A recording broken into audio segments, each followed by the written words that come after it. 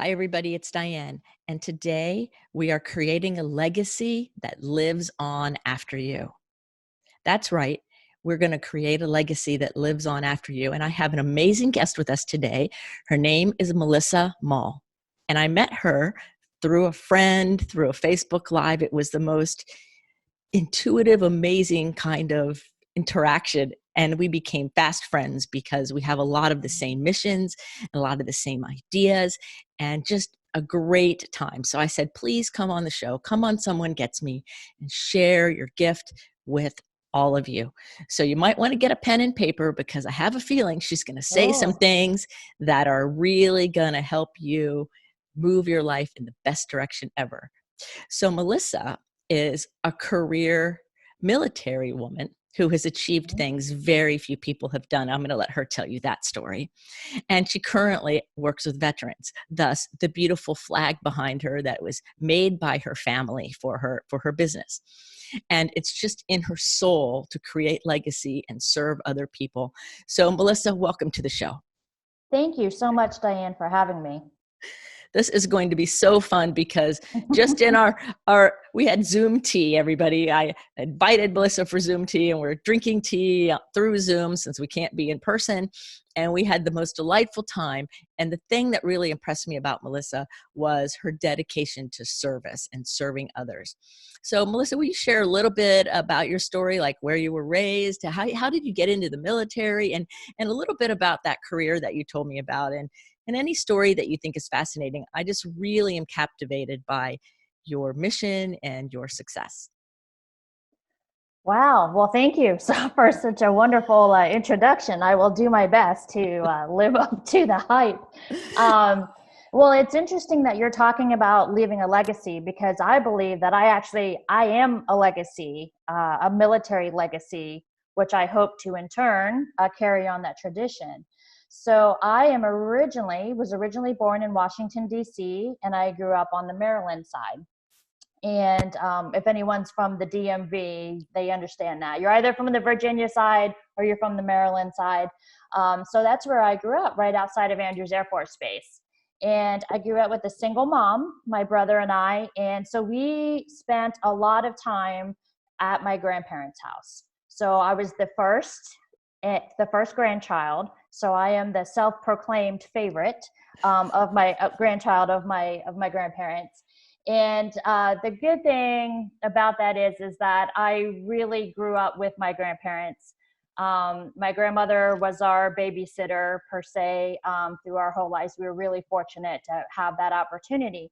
So um, my grandfather had spent almost 25 years in the Navy and then retired, got right out and worked at the same desk doing the same thing, which was intelligence work for the Navy. All in all, he had a 50-year career in the service. And so when I went to college at University of Maryland, and I decided that was not exactly for me because I had no clue where I wanted to go. And I thought, what about what Pop did? My grandfather, I called him Pop. And I said, I grew up, he had a slide machine, like one of those, like a slide, and you'd stick it in the projector and you'd spin it one time and you saw this picture. Well, every so often he would break out the slides. So I got to see his adventures from all around the world of what he did. And he would tell these stories of this camaraderie. And when they would all, get in a fist fight at a port in Italy or something, and then they would all run back on the ship and, all these shenanigans that nobody really got hurt, but it was just, it was, I just thought that's what the military was. And then when I decided that I didn't know what I wanted to do, I decided I wanted to join the military. And he was the first person that I told because I was afraid to tell my mom. I thought she would have a heart attack. And so I went home and I told my pop and I asked him if he would help me tell my mom. And so he did. And I actually started in the Army. I started in the Army first and I spent 2 years in the Army and then I got hurt. And they gave me the option of getting out and I did. But then a few years later, I just really felt this call that the military was what I was supposed to do. So I went into, I decided to try to go into the Air Force, into the Air National Guard, and that's what I did. And I will retire at the end of this year with 20 years of service. Well, congratulations and thank you so much for all these years of service. That it warms my heart.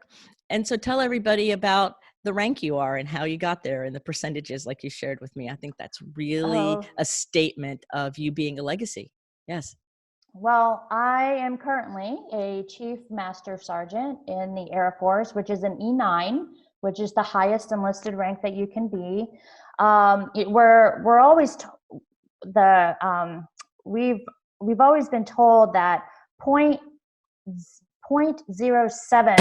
of the United States population is in the military. 0.7 of 1%.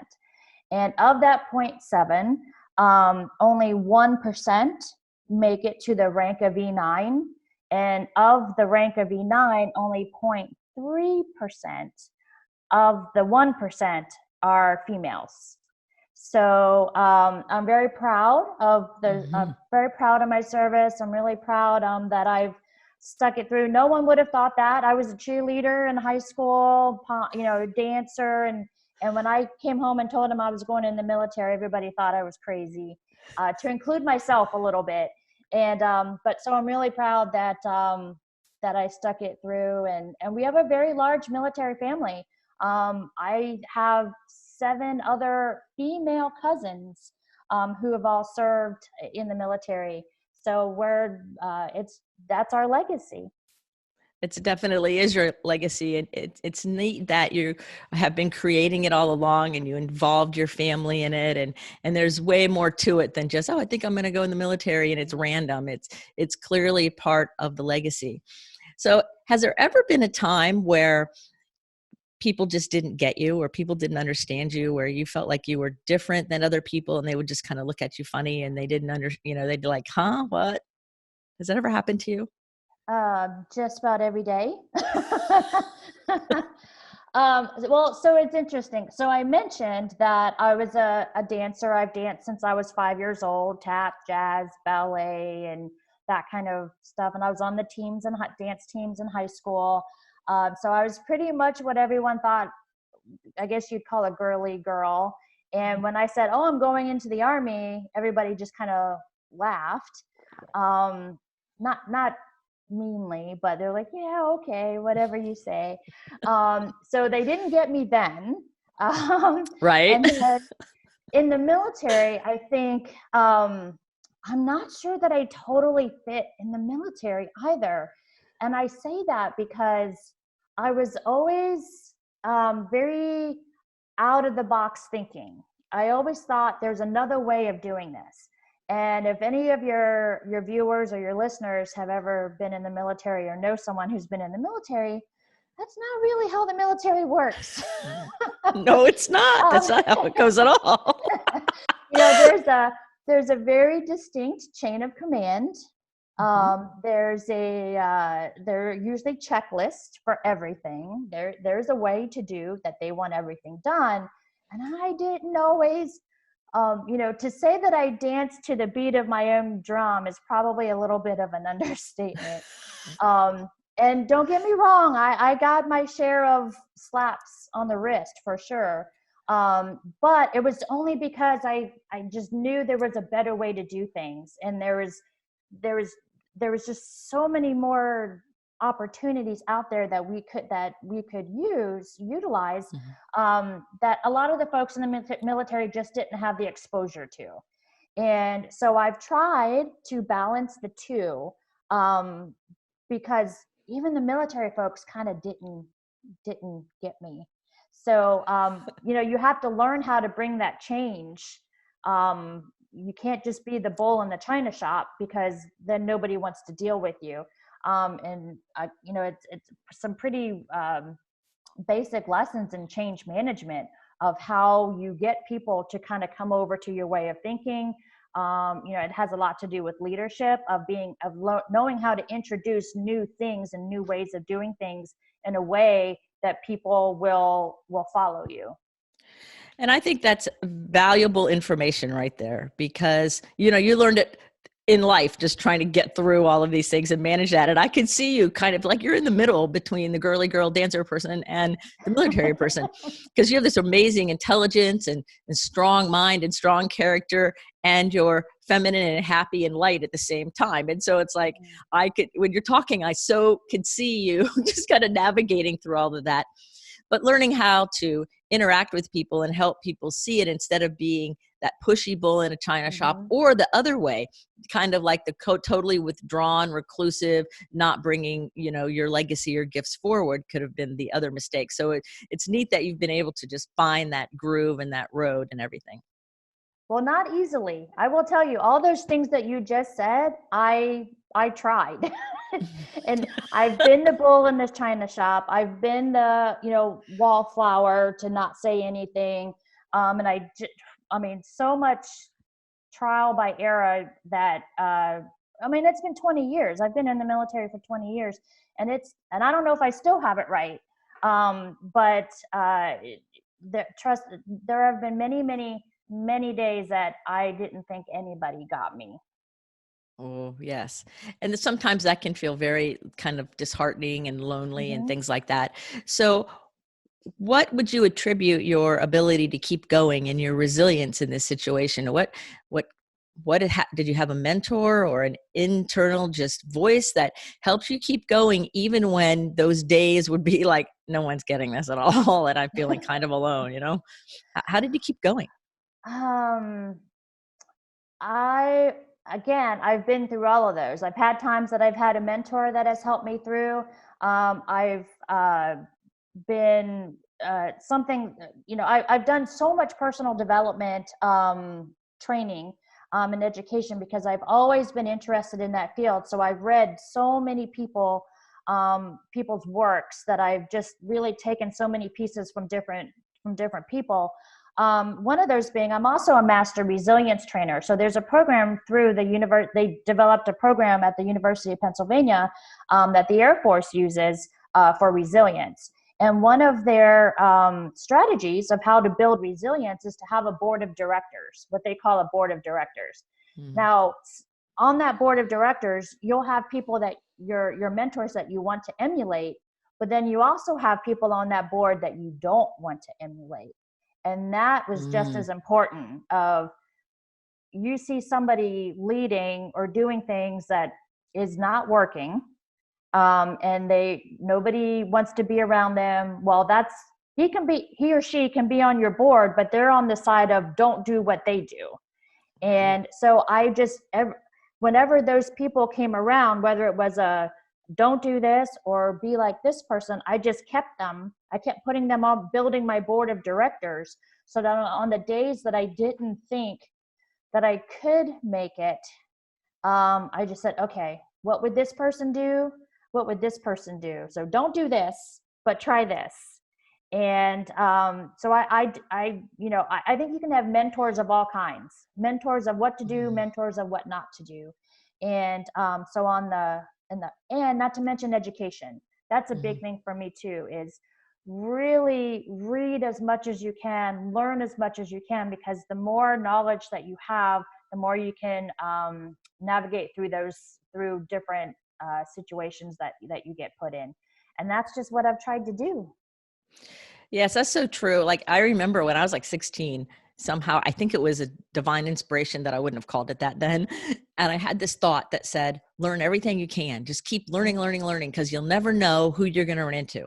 Well, now, many years later, and a 40-year career of doing personal development and business development, I understand almost everything somebody can say, because somewhere I've been exposed to it, or chosen to learn it, or take a class in it, or now I'm interview tons of people who've done different things, and I get re-inspired maybe of something I knew, or something else puts the puzzle pieces together. But it's only because I've dedicated formal and informal education for my lifetime. And I don't know where that thought came from. I'm assuming it's divine, but I'm really glad I followed it, you know? So, and I'm glad to hear you say that. And the other thing that you just said that I really want to maybe talk about more, definitely bring home for all of us, was the part of the board of directors of what I'm not going to do. like I always say, what am I willing to do and what am I willing to no longer do in order to get where I'm going? And I really love that idea of a board of directors that some of them are the people that don't resonate with you, that you're not going to emulate for whatever reason, doesn't matter. Mhm. You just know that this over here is not where I'm headed. So we can rule that out right away, which I think makes resilience better, but I also think it makes for better discernment and decision making. Mhm. And so I'm glad you brought that up, because I think a lot of people think the board of directors are only like, you have to follow everything they say, and that's the way it's set up. And they're the people that are only going to move you forward. Well, sometimes there's people on the board that help show you the other side of the coin, so you can use better discernment and better decisions. So I'm really glad you brought that up. I think that's a really key part to being successful and to learning how to navigate an insensitive world. Where if you're a sensitive person or somebody who sees things differently, we have to learn how to navigate differently than the average bear out Mhm. there. Absolutely. And you need people on that board of directors that are not like you. Oh, That's yes. that's really tough too, that you think, oh, we're all going to think alike and we're all going to get along great. No, no, no, no, no, no. You need people who are going to challenge you. And even if you don't tell them they're on your board of directors, of course. No, of You know course what not. I It's all mean? in your You head. just exactly. You just have them and you just watch. You just pay attention to what they're doing and you think, okay. And not every person needs to be your end all be all mentor, because you might mentor someone on your board of directors might be someone that you want to emulate on the personal side, like, oh, they're very empathetic, they're compassionate, I want to do that. And then you could have somebody else that is very strong business minded, but they don't have the best bedside manner, but they are smart in business, so you can pull whatever their strength is. You can pull a little bit from each one. So not every person is the end all be all. Right. And that's a good point. And as I'm talking and you're doing this, I'm thinking, well, and that's where our own personal legacy is right there, is Mm-hmm. in the marrying and the mixing and the putting together of all of those things into our own unique soup, so to speak. And it has its Mm-hmm. own flavor, its own thing. And then that's our legacy. Mm-hmm. So Absolutely. I really love that. I just think that's amazing. I think it's fun. So tell me a little bit about any situation, or well, hold it. Let me think about how I want to ask this. Okay. Have you ever struggled with overthinking? It's so interesting that your show is called Somebody Gets Me, because it feels like you're just in my mind. Um, um, yes. Wait, say that again. Let me hear that again. The question. Okay. So we take a deep breath and I ask you, have you ever struggled with overthinking? Thinking too much about something, almost to the point of maybe where it worked against you or made something more difficult? Yes, and that is a big lesson that I have learned through some teachings from Jack Canfield, who is also a mentor of mine. It doesn't have to be perfect, and Mm. I tend to be a little bit of a perfectionist. If you were to ask those who know me, and so I am always afraid of putting something out there that's not 100%, and that comes from a few different things. It's I don't want to look like I don't know what I'm doing, Mm. or I feel like I want to put my best out there, or if I don't put my best out there, people are going to think I'm an idiot and I don't know what I'm doing. But what I realized was, when I see people who are putting things out there and it's not perfect, the thing is I notice it, right? So Right. that's Oh, what yeah. yeah. Mhm. So that's the first thing that Totally. goes to my mind. Now, I don't criticize them out loud, but in my mind, I mean, I'm just being completely honest. Mhm. I would hope I'm not alone in this, but I think, well, that's not right. Well, that's not whatever. But then I sit back and I say, wait a minute, they're running a business. Like, they have customers. They're out there doing it. They're living their dream, and I'm not, because I'm sitting back here criticizing it. So I have really had to dig down, and I think it's ego. I think a lot of it is ego because I just don't want to look like I don't know what I'm doing. But I tell you what, when you put your heart out there, when you put your best effort, and you Mhm. have, and people know what your intentions are and they can see that you're sincere, they are so willing to give you grace that it's mind blowing.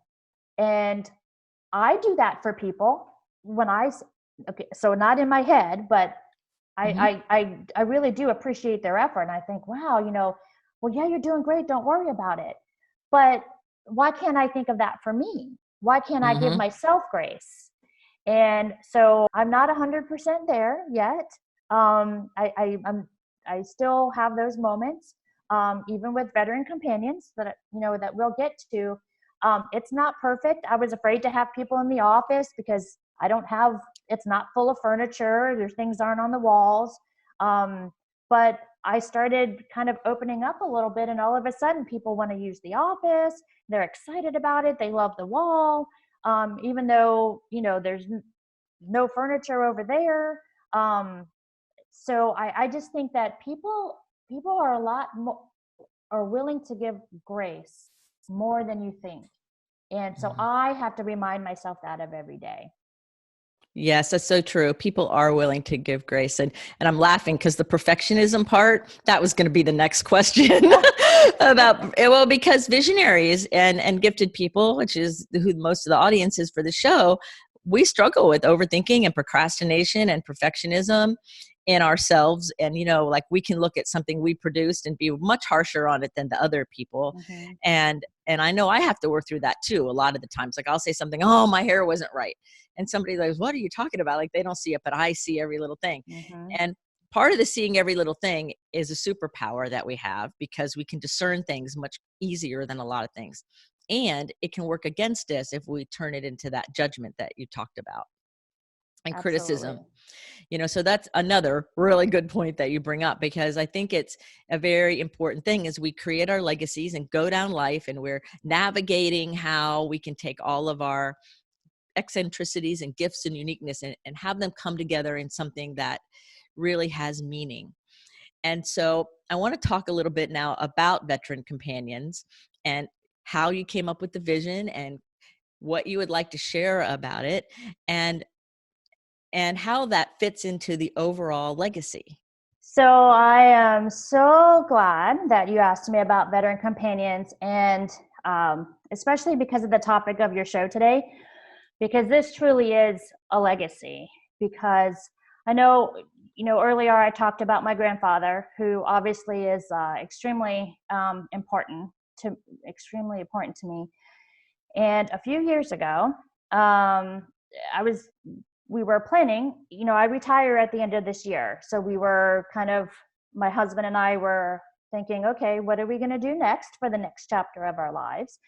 And I always wanted to own my own business. I just didn't know what it was that I wanted to Mm. do. And I started doing some research, and we thought of my grandfather was diagnosed with dementia about 5 years ago. Now, it wasn't a surprise because all of his five brothers and his mother all passed away, and the diagnosis wasn't a surprise. But what was a surprise was how difficult it was to try to find care for him, and help for my grandmother. And so when I started doing some research and helping my mom, trying to find some home care places, to see if we could get some help for my grandfather, it was a nightmare, to be Mm. honest. And I read this story, when I was reading the reviews of different companies. I read a story about a company who sent an 18-year-old girl in to be a caregiver for a gentleman who happened to be a veteran. And her very first day on the job, she went through his entire house, through his closets, excuse me, through everything. Well, she found his old uniforms. She called her boyfriend and had him come over to this gentleman's house, and they stole the medals off of his uniform Oh. and took him to the pawn shop because they thought they could get money for him. So I'm reading this story. I have tears running down my face, thinking this could be my grandfather. This Mhm. could be someone in my grandparents' home who you trust to come in to take care of them. So as I started doing more research, this was not an isolated incident. I even have a friend of mine who hired a caregiver through an agency to go and take care of her dad, and he stole her mother's jewelry while he was there over a year and working with the family for a year. And the whole time he was stealing her jewelry. And Mm, then what happens is these people who do this, they hop from agency to agency. So before, even if they get caught, it takes them a year or two to have to go to court, and they're already working for another agency. And I just decided right then and there, I said, this is what I'm going to do. And because this isn't going to happen on my watch, as best as I can. mm, mhm. And so over the last couple of years, we've been developing the way that we wanted to run a home care agency. And so last year, I left active duty and we started Veteran Companions. And what we do is I hire veterans and military spouses, military or any military dependent as our caregivers. But we don't call them caregivers, we call them battle buddies because that's Oh, who you have. That's what we call each other in the military. We're each other's battle buddies because we always have each other's backs. mhm. So that's what I wanted to call our caregivers, where you're a battle buddy. And we're so proud that we're helping against, the military spouse unemployment rate is 25%. Wow.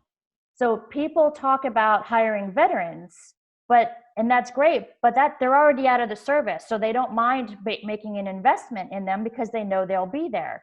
But the Mhm. military spouses, they don't hire as much because they know in a few years they're going to be gone. So nobody likes to talk about the military spouse unemployment rate. So what we're doing is these skills that I can teach them here because I train them. They don't have to have any medical experience. I train them, and then they can take that to wherever they go on to their next duty station. And then so we help senior citizens, of course, with home care. We also help wounded warriors who need help around the house. Even or really will help anybody. You don't have to be a veteran, but veterans are just kind of our focus.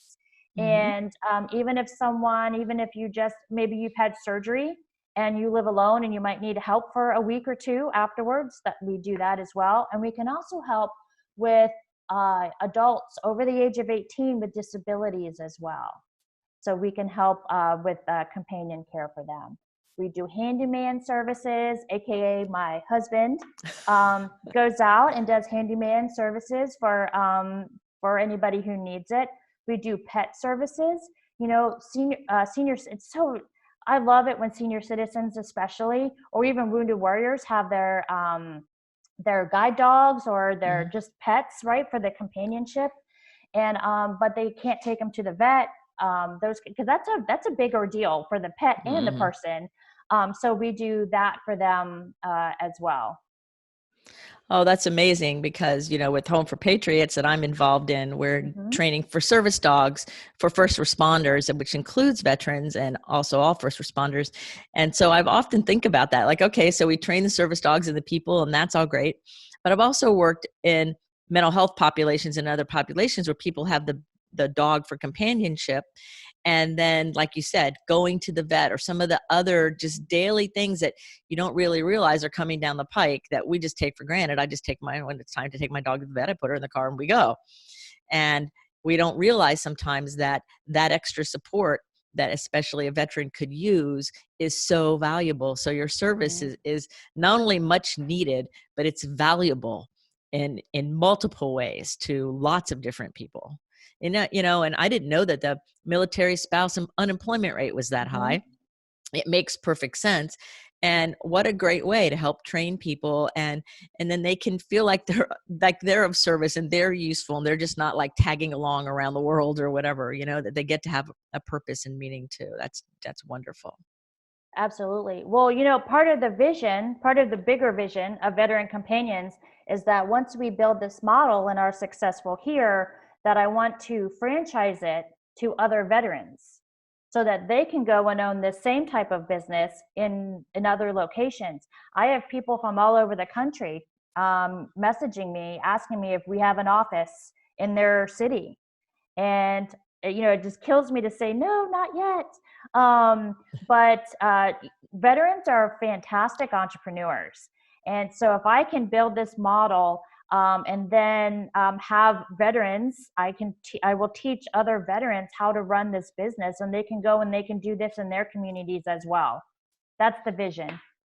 Well, that's great. And then it's serving more people. And that's how Home for Patriots is Mm-hmm. going to operate too, of taking it out across the country, because it's so important that we step up and create a legacy that is far larger than us, that ripples out longer down generations, that really authentically serves people in an aligned way, like you're Mm-hmm. doing. Like, it's clear that your heart is, that it's from your heart in your alignment. It's just not, oh, I had a good idea, only in your head. I can feel it from you.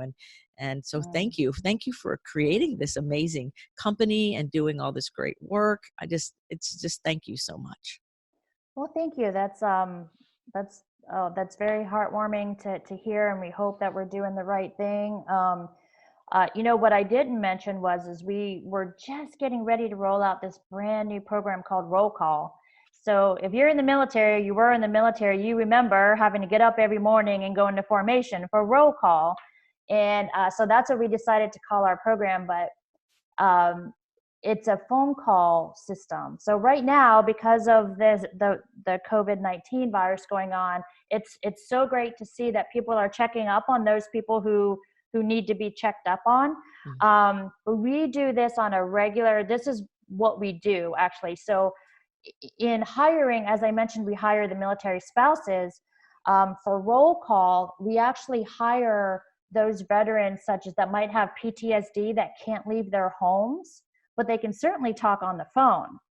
So what we do is we offer this service that someone can call you if you live alone or your loved one on a scheduled basis, whatever you want, once a week, twice a week, three times a month, whatever, every day of the month, and we call and check on you. And if you don't answer, we're going to call you back in 15 minutes.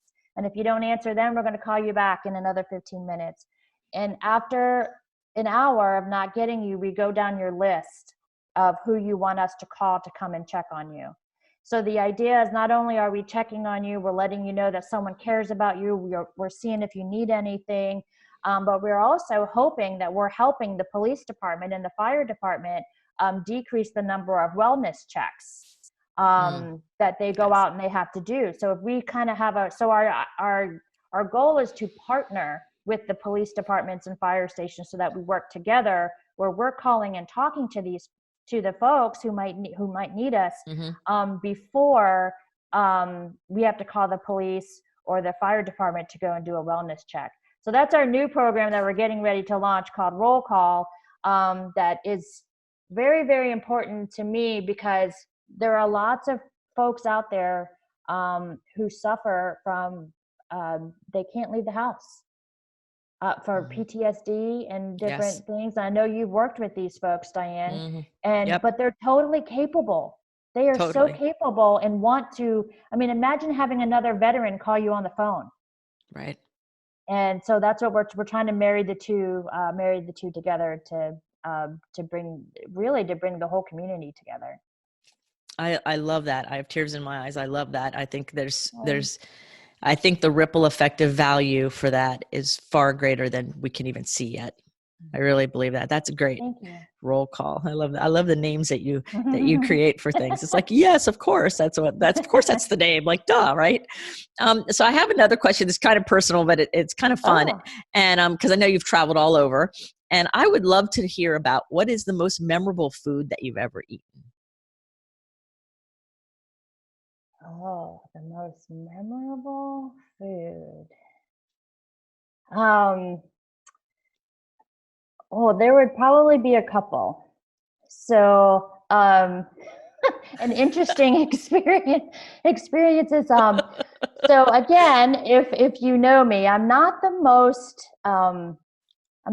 adventurous eater. So I have my regular go-tos. Mhm. Um, I'm not super picky, but I might be on the pickier side compared to a lot of people. So if you can imagine going to different countries, I was very worried. It was, it's a little bit of anxiety on my mind of what am I going to eat? Uh, so, I can think of one place when I was in Qatar. I spent some time in Qatar. I've been to Iraq. I've been to Saudi Arabia and Kuwait. And to be honest with you, I can't even tell you what the food was because I have no idea what it was. Um, but it did not go well. But I mean, completely honest, I don't even know what it was. But uh, but here's what I'm proud of. I did taste it all. At least I did put forth the effort to taste it Mhm. all. So that was good. I can tell you, I hope I can tell this story. It's not too bad. But I was in Iraq and we were out in Baghdad and driving around. And the guys that I was with wanted to get some chickens for dinner. And I said, what do you mean chicken for dinner? We don't have anywhere to cook that. And we were rationing water to drink in MREs. And they said, oh no, we'll cook them up. So we bought live chickens and we took them up on the rooftop of a place, and they had a big bag of rice. So I didn't watch them. I didn't watch them do it, but they prepared the chickens and they just cooked it in a big pot over a flame with some rice. But I tell you what, of not having hot food for a very long time, it was the best chicken and rice that I ever Mm. Wow. had. Right? You would think, oh, chicken or rice is nothing. But when you put perspective on it and context to it, suddenly it's a completely different meal, you That's know? right. Wow. That's amazing. So, of all the places that you've traveled, does a place stand out that has actually transformed you or changed you profoundly? I can think of two different things. So, two different places. One was when I was deployed to Iraq. Mhm. And as I mentioned, we were rationing water, which was frightening. When I sat down to think about it, like, oh, I can't just have, however many bottles of water.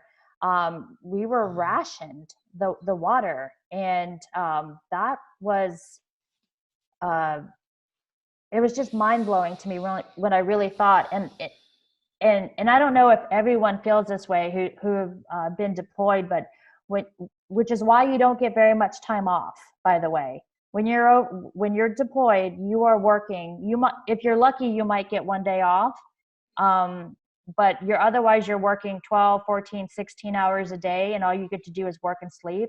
And they do that on purpose because when you have a few minutes to sit down in the quiet and you realize where you are, and you feel Mm. like if you picture the globe in your mind and here's your family and you're over here, and it really makes you think, how am I ever going to get back to them?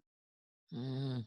It's a Yeah. very scary, sobering realization that I never experienced before until I went to Iraq. And you're sitting in a war zone, of how little you feel in the world and where you are, because you've never seen an environment like this, the desert. And but then you go and there's just plush areas where there's the Euphrates and the Tigris River, and you think of where you are in history of Mhm. what has happened there before, and you're standing in the same steps, in the uh, same spot.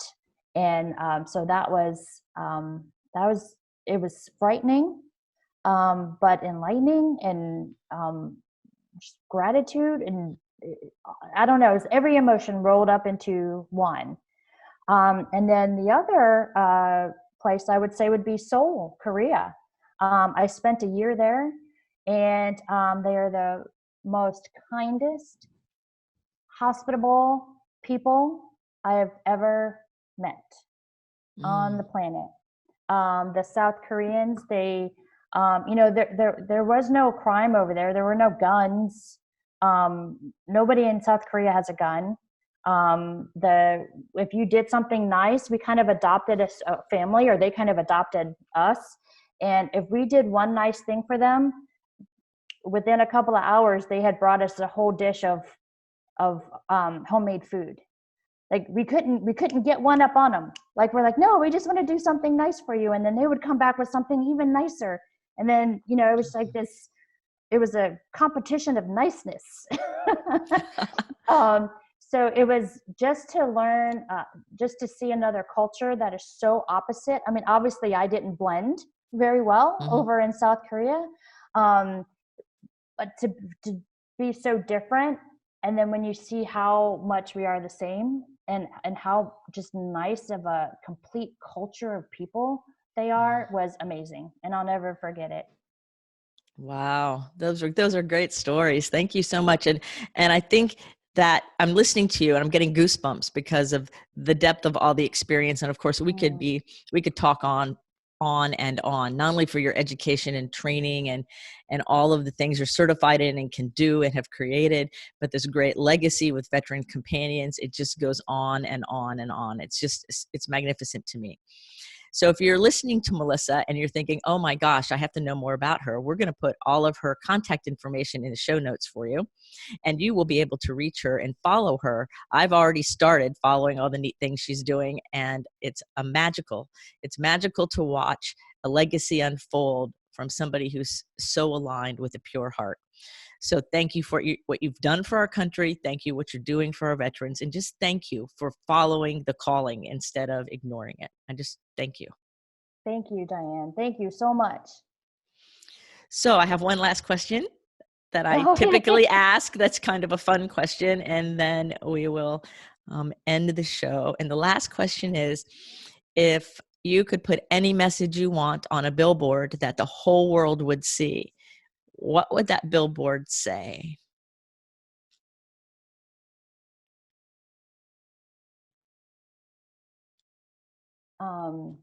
Okay, I say this all the time. Two things. I want to put two things on the billboard. Number one, all the time I say, make it happen. That's my thing. Make it happen.